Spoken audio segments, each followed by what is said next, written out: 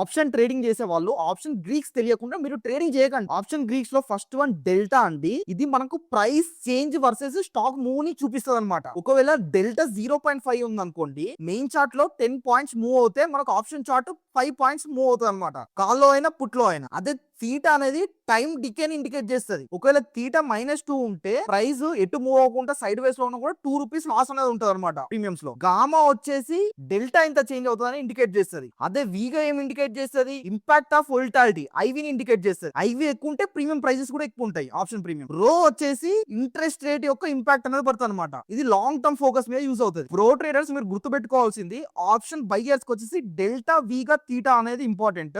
Option sellers వచ్చేసి theta decay gamma risk అనేది చూడాలి. ఎగ్జాక్ట్లీ మీరు ట్రేడ్ చేసేటప్పుడు వెయిటింగ్ చూడాలి అని.